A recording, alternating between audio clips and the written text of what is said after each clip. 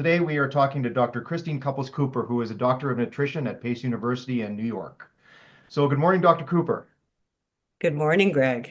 So I Great. was hoping to start off with a little share about your professional background for our audience, please. Absolutely. I'm thrilled to be here, first of all. And the way I guess I came into nutrition sort of through a circuitous way, right? I started my career in politics, working on Capitol Hill for a congressman and worked in women's health. And this was shortly after I had done a couple of turns abroad, studying and working in Brazil.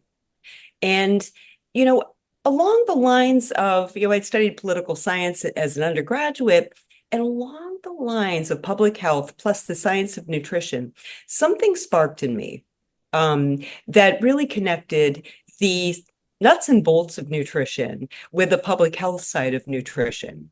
And so I started with, a career in politics as a legislative assistant, moved on to work at a management consulting company where I worked with global healthcare providers, the privatization of the insurance market in Brazil. And then eventually that led me back to graduate school to get a master's in nutrition. And so I was always spurned by a couple of things. One, a passion for the science of nutrition and what nutrition can do for the body to sustain life. The other part of it, looking at a population that had very low obesity rates. I'm talking about Brazil. When I lived there the first time as an exchange student, when I was 16 years old in the Amazon basin, the low obesity rates that I saw there as compared to 10, 15, 20 years later, this parallel with rising obesity rates, rising chronic disease rates, equal to those or nearly equal to those that we see in North America. And so this is why I went back to get a doctorate at Teachers College in nutrition education, because I really believe that educating people about nutrition and at the same time taking into consideration price, culture, availability of food, and many other determinants of health that we need to consider when we're talking about population-wide nutrition. This really brought me back to, I think, exactly where I wanted to be in terms of looking at the problems in our field.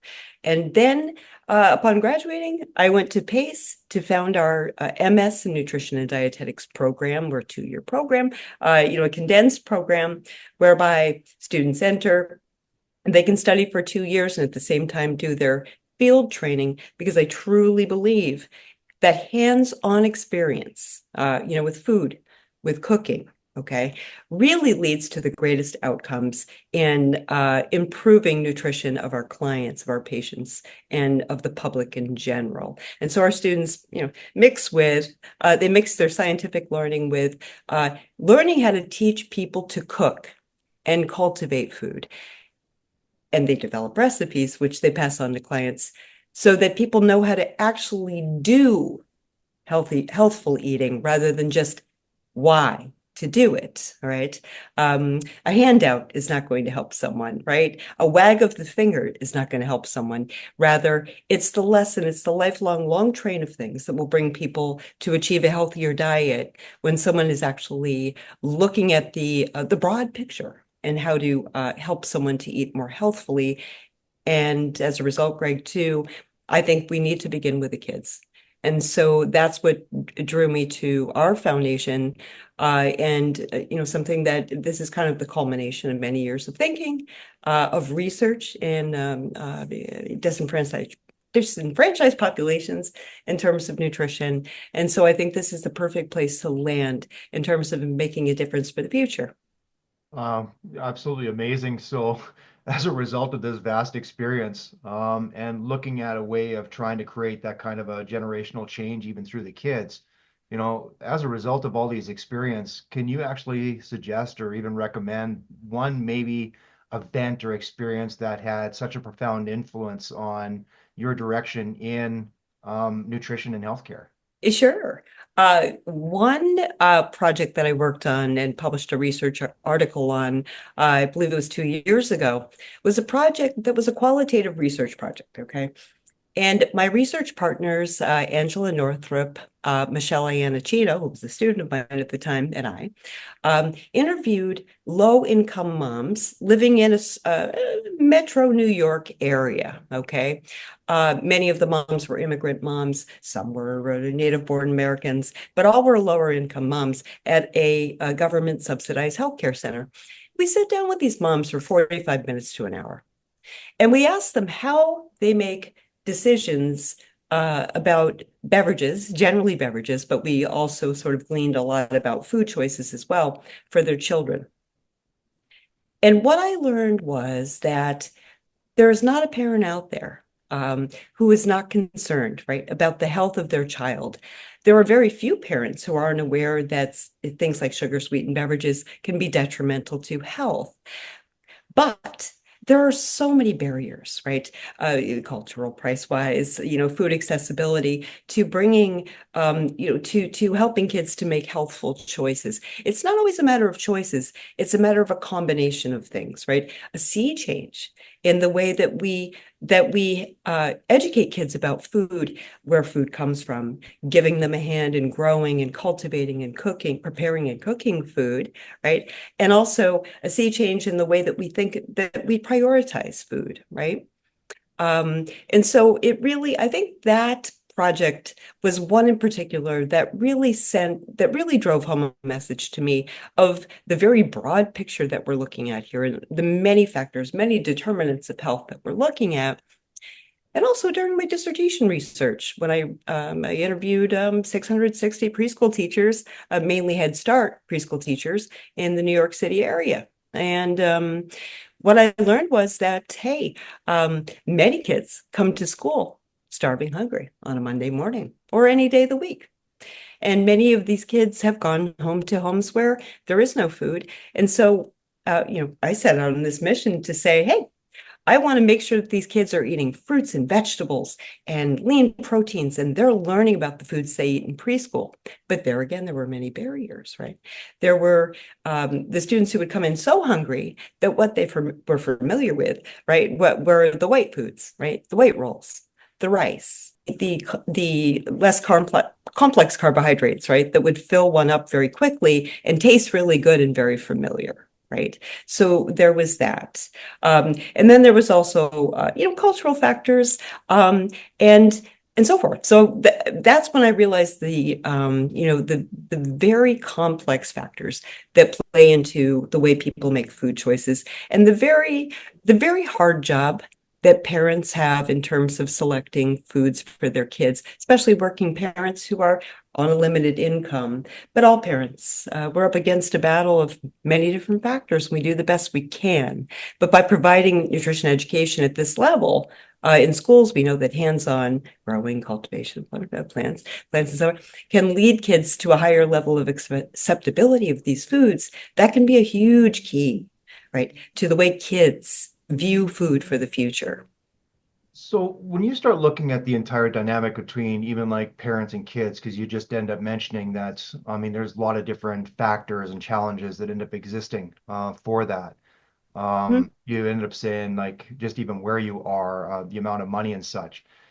Given your experience from what you've seen, is there a way to effectively remedy this, just even at like even a parent level? Or is this something that you're thinking that being able to introduce this even through a child level, that this would organically end up moving into the families? I do. I will. Look, I think that not only can it really make a difference for kids in terms of becoming familiar with foods, and when kids are familiar with foods, they're more likely to eat them.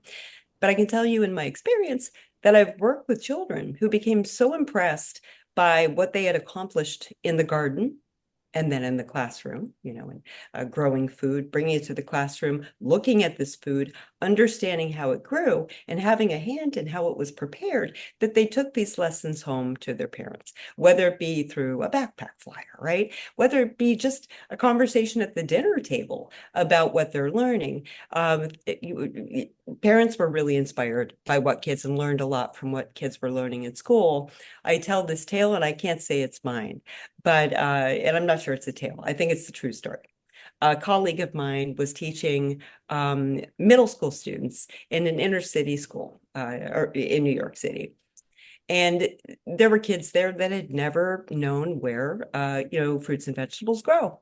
And one day she brought in a bushel of carrots and held the carrots up and said, kids, where do well, first of all, what are these? And the kids said, I don't know. They just look nasty. And she said, well, these are carrots. Where do they grow? And the kids said, in the supermarket.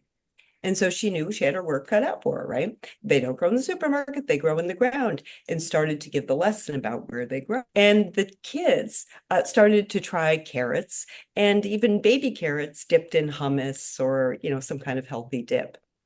One little boy was so convinced by the teacher that carrots and hummus were very healthy because she said that famous baseball players like Derek Jeter thrived on things like carrots and hummus and not on McDonald's, that he went home and ate so many carrots that he had beta carotene coloring in his skin. He actually turned orange, and his mom became concerned.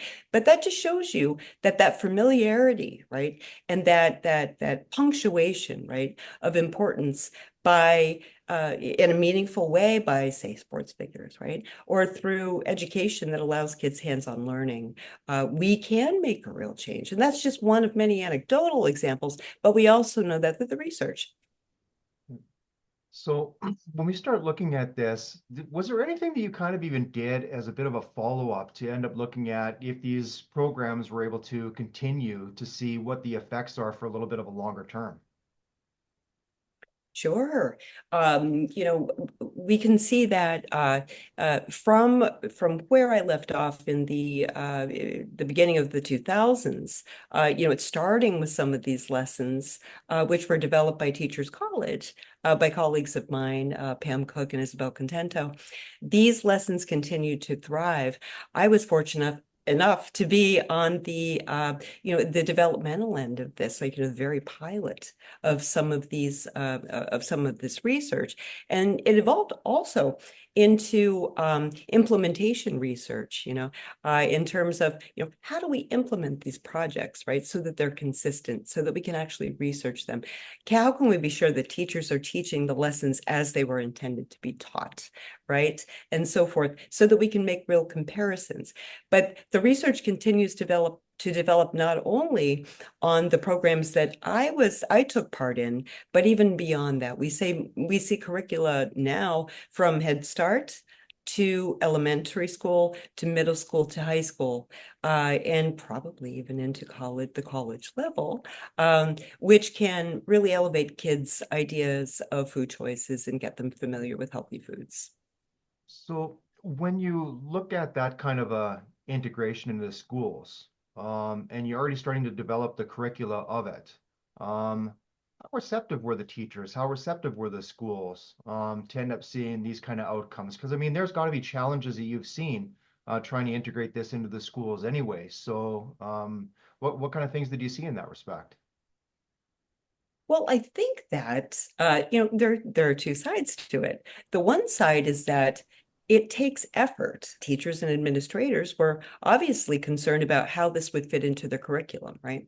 On the other hand, using a curriculum that is built around standards can be fantastic, because this gives teachers something innovative and interesting that they can teach, that also adheres to standards. So what we found were most teachers were very receptive to something that was hands-on, um, and really invigorating for students, and also met standards. So there are curricula that can be chosen that meet all of, that meet standards and also really enliven the classroom experience, which really benefits teachers and students. When we started talking about the foundation for healthy schools, and I mean, I know you've reiterated an aspect of that. What was the one thing that really kind of stood out to you about being able to possibly affect these kind of changes into a school through the foundation? I think, Greg, I think for me, it's the culmination of my life's work, starting from the very beginning of what I perceived, being a kid, right? In a country that was a developing country, but depended mostly on local unprocessed foods, right? And the pathway that I saw in terms of Brazil developing, right? And in our country, continuing to rely on processed foods, and then the globalization of processed foods landing in countries like Brazil, all the way to doing my research on lower income families, especially focusing on children, my dissertation and my further research until now. It seems to me to be sort of the capstone on a lifetime's work of on research on these issues, and also a passion, right, for seeing the research and knowing what can be done, and knowing that there are increasingly, which is amazing, a team of people like you, Greg, and like our colleagues who are committed to this, unconditionally, who can really see that long line of progression and how we got to where we are, right? And even now, more than ever, I think we have a launching pad, because I think there's enough public conscience or consciousness, right, to bring this into fruition. And so that's where I stand now, 100% ready to take this problem on in a very real way. So when you start looking at this problem as such, and I mean, we're pretty much dealing in, I believe, in America, probably one of the biggest unprecedented health crisis that's probably ever been presented even to humanity. And as you have these innovations and these new products that are coming into kids' lives, um, where do you see the future kind of unfolding in this? Are we stuck because of your background in public health? Mm. You understand the processes of, the bureaucracy that ends up existing and the processes and regulations that are required. And a lot of times very good. You still need to end up keeping people safe as a result of the quality of the food. But, where do you see this basically unfolding? And I mean, this is not to end up getting into any kind of a political discussion whatsoever, but just as a process, how do you think our future looks between kids, food, nutrition, health, parents and families as a consequence of this? Look, I think we're heading in a great direction, and I see great possibilities. And I can think of two reasons, mainly. One is that, again, most parents want the best for their children, right? And want to know how to make healthy decisions. They also want, marketing and packaging that is true, right, to the research behind a product. And I also think that we have an amazing, amazing group of people who work in school food. They have pulled miracles, especially during COVID-19. Our Austin, school district was able to reemploy school bus drivers, solicit local restaurants and food vendors to get 3 meals a day to hundreds of thousands of students during COVID every day, healthy, nutritious meals, and that were, purveyed by, a local community. And so I think we have a 360 opportunity between government, our food service sector, parents, and kids themselves that can propel us forward towards these goals. I think we're very well positioned for it. So, with that positioning, and you're looking at a potential trend that may even be emerging as a result of this, based on those experiences, do you believe that this is something that can end up going quick, or is this a long, painstaking process that we're going to be going through to try and affect these kind of changes? Well, I think it depends. I personally think it could move forward quickly, and I want it to move forward quickly, because I do believe that we have people out there, parents, citizens, grandparents, organizations, foundations, who will find this as common ground.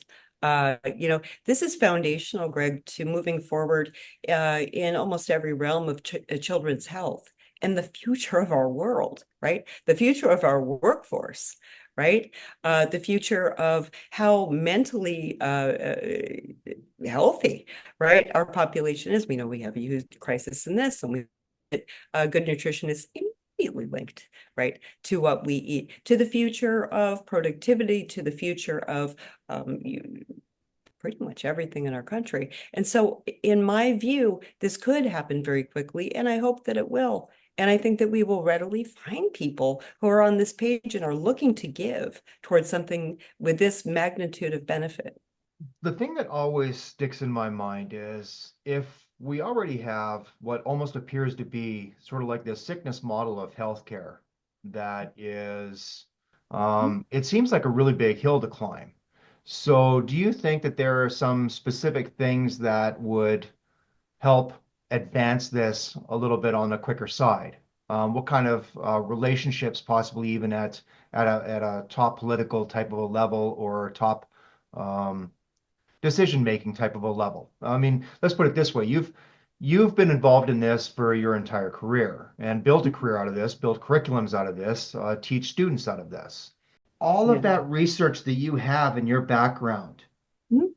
you almost come to a point of being able to validate and verify that these are initiatives that not only improve kids' health, wellness, potentially bringing it back to the family, increasing retention rates of learning.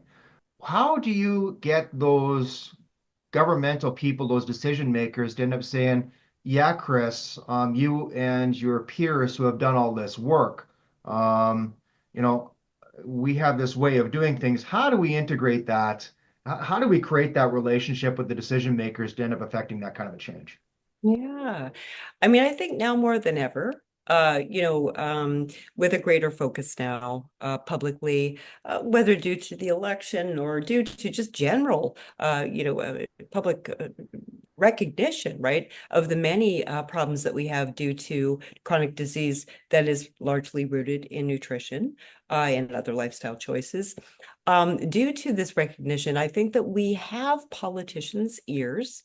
Um, in talking with both local politicians and state politicians, um, in conversations about what we're trying to accomplish, I've gotten nothing but incredible feedback and thoughts, right? And references to other people. In talking to local parents, right? Who may participate on the boards, or the PTAs of local school districts.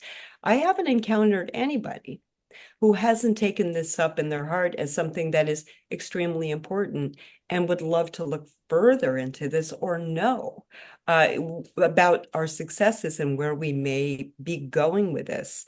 I think it's something that people have felt frustrated about for many years.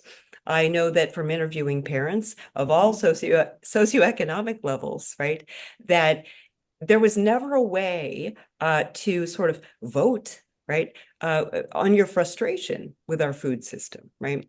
And I think now more than ever, I think food companies, I think government, I think private citizens, I think foundations, I think there is a growing recognition of the problem. And I would wager that there is great change coming and a greater focus by the whole community of stakeholders on this problem, because it's going to take everyone, right, to sort of put on the brakes and take a look at what we're doing. There's alternatives to selling ultra processed foods, right? There's alternatives in government to, subsidizing some of the foods that end up in our ultra processed foods, right?